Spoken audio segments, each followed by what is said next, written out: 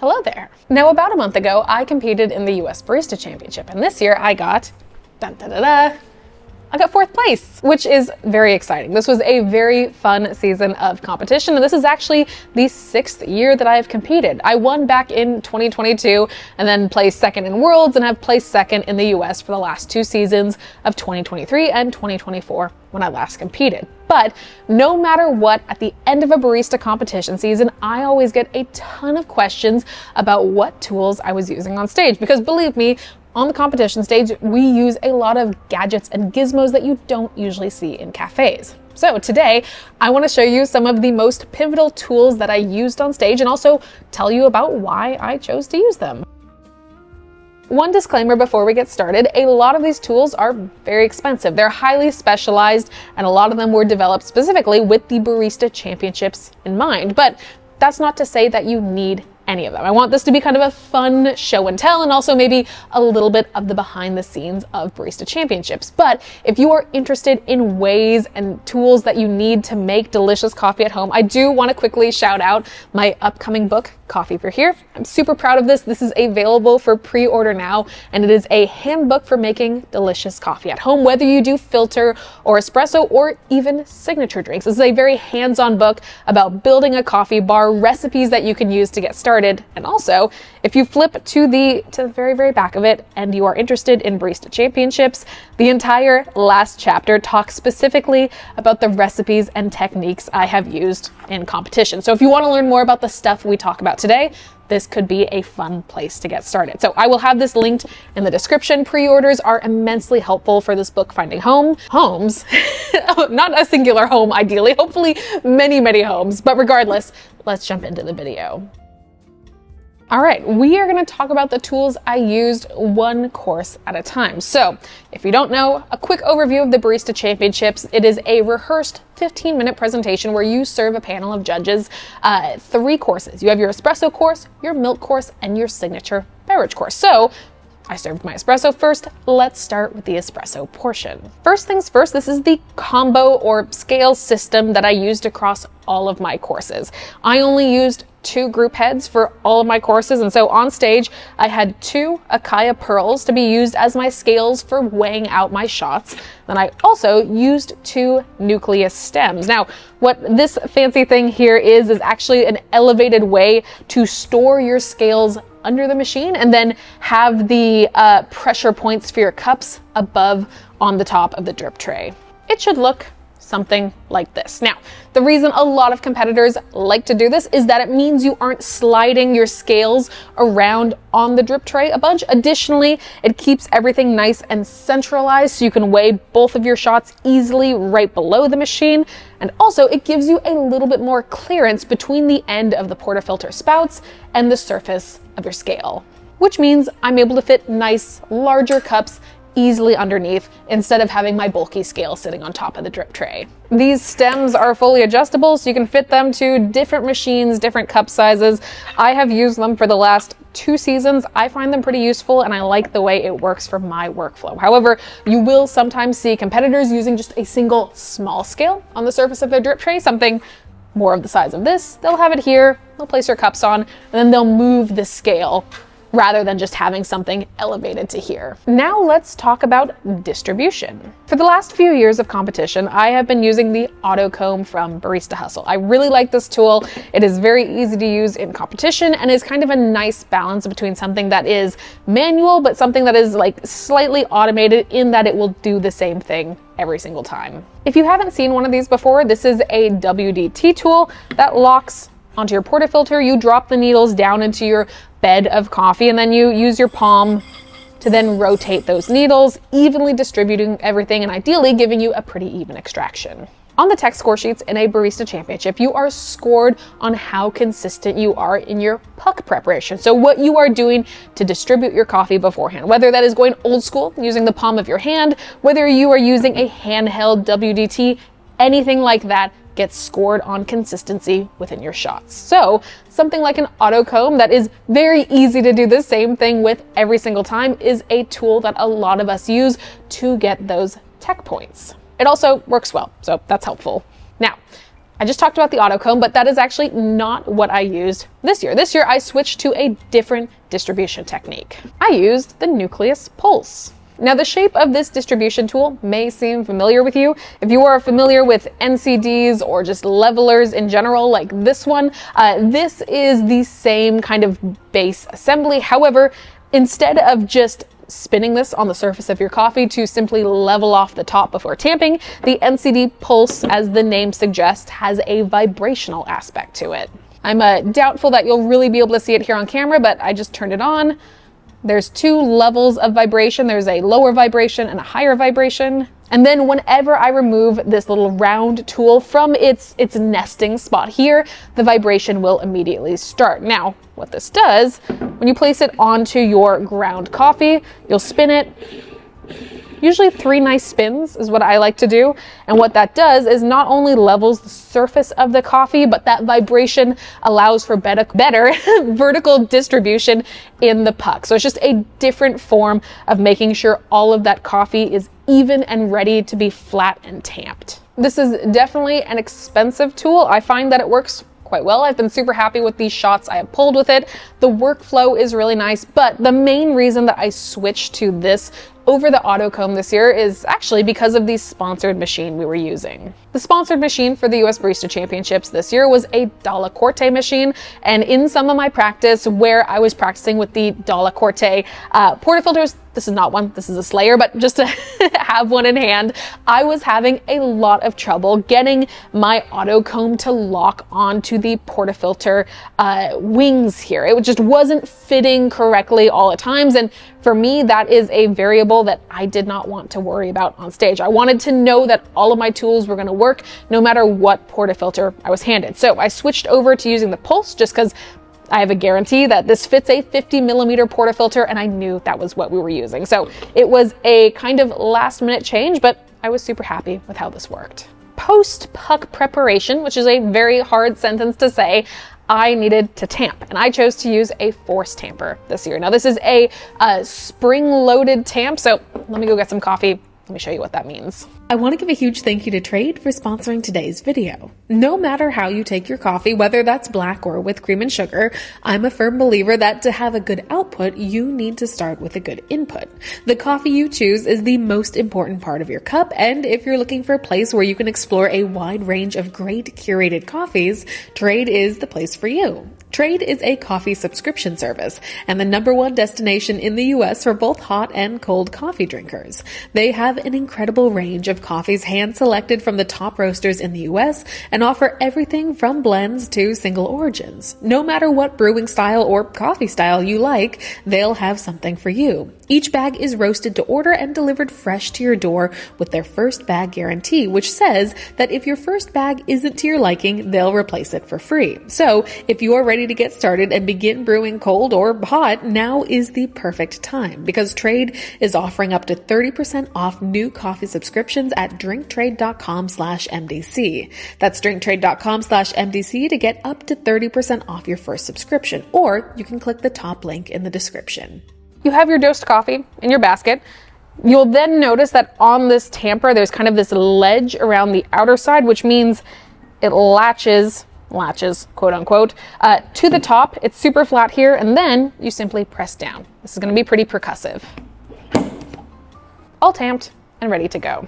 Now, just like with our puck preparation, we are also scored on the tech sheets on the levelness and consistency of our tamping, which is the reason that a lot of competitors have moved away from using your more traditional, what I will call fully manual tamps. If you've ever watched a barista competition, which, by the way, if you want to see any of my competitions from this year, they are in the live section on my channel, you will notice that there are 2 tech judges floating around the competitors. And whenever the competitor gets ready to tamp, usually you see the tech judges do this. And the reason they are doing that is they are looking for evenness of your tamp. Now, I love manually tamping. I highly advocate for learning how to do it. But when you're on stage, when you're in a high stress situation, if you tamp like this, if you're at an angle, you will lose points. And that angle can be very, very minute, and they will still catch it.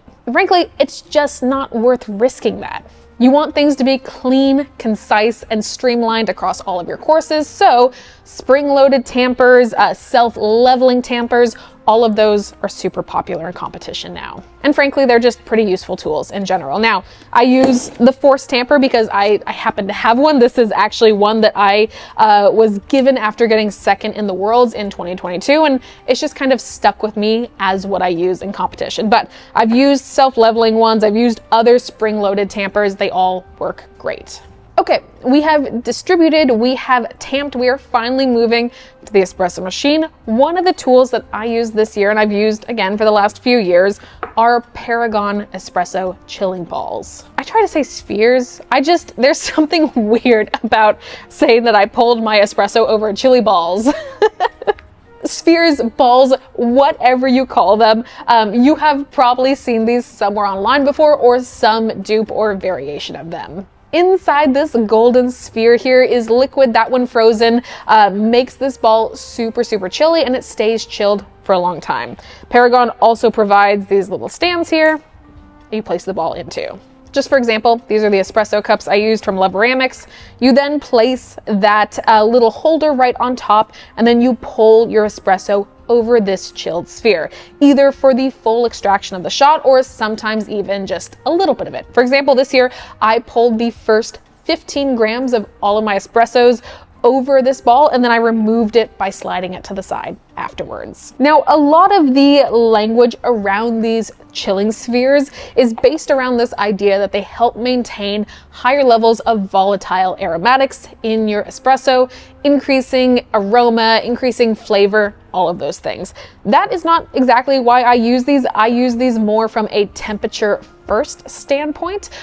We as people have a hard time tasting nuance in flavors of foods or liquids that are either super hot or also super cold. There's a nice even really like internal body temperature that allows us to taste things to their fullest extent, and also anecdotally helps make espresso taste a little bit sweeter. So espresso out of a portafilter immediately is usually super hot. For the judges, they're only going to take 2, maybe 3 sips of it. So you want to make sure those are the absolute best chances for them to score as high as possible. Meaning, usually bringing down the temperature of that espresso even just a little bit will help it taste even better. So that's why I like using chilling spheres. And that's also why I chilled only the first 15 grams. I really wanted to flash chill that initial drop out of the espresso, but still be able to bring that temperature high enough that it felt like a warm, coating, round, velvety espresso. These types of chilling spheres are very common in competition. It's one of those things that competitors don't really even explain anymore, just because of how normalized it is to chill your espresso prior to serving. They were novel for a minute, but we all kind of do it now. Oh my gosh, it's time for the milk course. Now, for the milk course and for the signature course, I of course used those same tools for distribution, for tamping, for weighing my scales, all of that. However, there are a few extra things that I use from course to course. For the milk course, obviously, we need milk steaming pitchers, and these are the ones that have been with me through a lot of competition. Most competitors, like me, will choose to use 2 pitchers, one very large pitcher and also one smaller pitcher that they actually prefer pouring with. The reason with this is that on stage, we need to serve the judges 4 milk drinks. Usually these range from the size of a macchiato, being 3 ounces or so, all the way up to sometimes even cappuccinos, which are about 6 ounces. And to serve all 4 of these drinks in the time allotted to us, we need to milk share, which means we need to steam all of that milk at once and then portion it out, transfer it between pitcher to pitcher to make sure we have a nice even texture across all 4 drinks. It is possible to steam your drinks in smaller amounts, to do 2 at a time, but it is difficult, and usually that time is better allotted to different sections of your routine.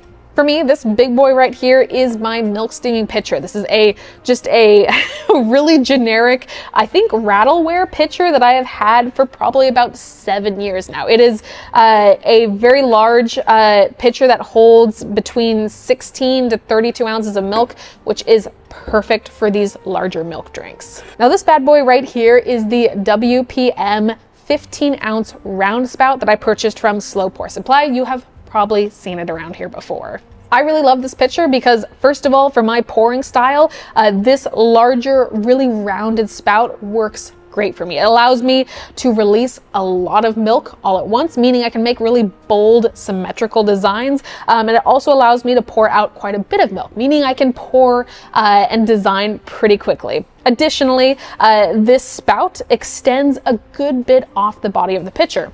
And for me, this year, these were the cups I was using. I wish I could tell you where I got them. My coach and I went on a wild goose chase of barista championships to find where to get these cups, and even I don't fully know. I wish I could explain it better than that, but truly that is the story. Regardless, this is a cup that is fairly deep for its size, and you'll also note that the walls are fairly straight. Now, this for me, when I'm pouring, means that I need to reach pretty far into the cup to begin my design in order to have it in balance and nicely shaped in the cup. So having a little bit wider and also more extended, longer spout on my pitcher means I can really dig in there as soon as possible, which means I get nice high scores on my milk pours. Okay, one course left. Now, the signature course requires quite a few tools, highly tailored to the drink I was serving.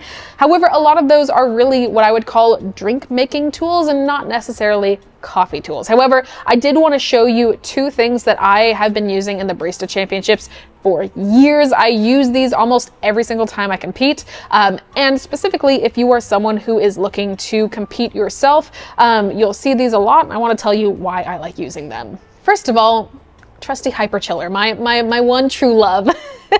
We always joke that a hyper chiller needs to sponsor the Barista Championships because there is always a what they call competitor freezer where we can put our frozen goods and ingredients in. If you open it up, it is just a wall of identical hyper chillers with our names on them. Hyper chillers are like ubiquitous with the signature course in a Barista Championship. And the reason it is because they hyperchill our espresso. Again, as I talked about before, espresso out of a portafilter, super hot, especially for signature drinks that we want to serve chilled, room temperature, cold. Usually the time between when we pull our signature beverage shots and when we need to serve our drinks isn't long enough for that espresso to come down to temperature. Additionally, if we leave it just sitting out, like in the espresso cups, it will oxidize quite a bit over that time. So by using something like a hyperchiller, which is a double-walled ice chamber, essentially, we're able to flash chill our espresso in about 5 seconds. Now, this one isn't fully iced out right now, but essentially this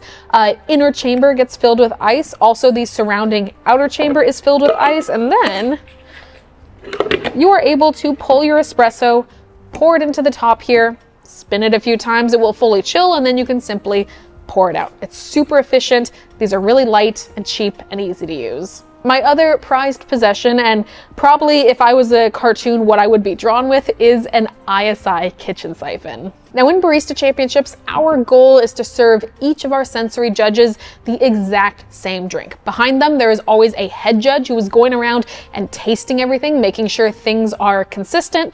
And what that means, in combination with the fact that we are under pretty tight time constraints, is that the signature beverage usually needs to be batched. This means that instead of, like, let's say a bar where you would go up to a bartender, order your drink, someone else might order a drink, and your bartender would make each of your drinks individually. On barista stages, usually you will see competitors making a very large drink portion and then separating it out into 4 cups, meaning that in theory, each judge is getting the exact same drink. Kitchen siphons are a really fun way to batch drinks and add texture.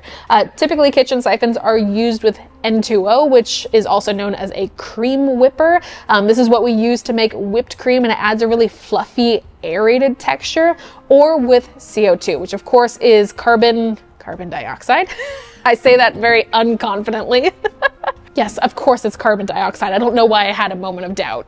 Which is what you'll find in sparkling waters, sodas. It makes things carbonated and fizzy, and you can inject both of those gases into a drink really, really quickly with an ISI whipper. Essentially what you do is you chuck all of your ingredients plus your chilled espresso in here, you charge it once or twice with whatever gas you are using, and then you're able to really quickly dispense a finished drink. Meaning we have a nice homogenized drink, we have a really quickly assembled drink. It's just a really fun, easy way to make kind of flashy signature beverages. ISI whippers are pretty common to see on barista stages, and I will admit that I do love mine dearly, so I understand. And I think those are all the specialized tools I used this year. Again, if you would like to watch my full routines, you can watch those here on YouTube. My finals is uploaded on the Roasteronics channel, or all of my rounds in probably a slightly lesser produced form are also on my channel if you go under the live tab.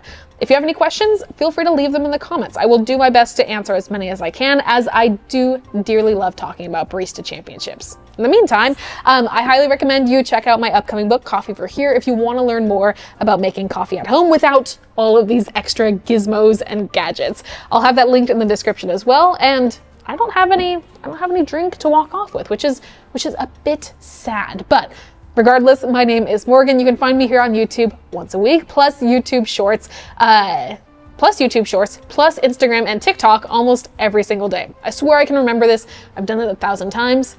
I'll see you all next time. Goodbye, everyone.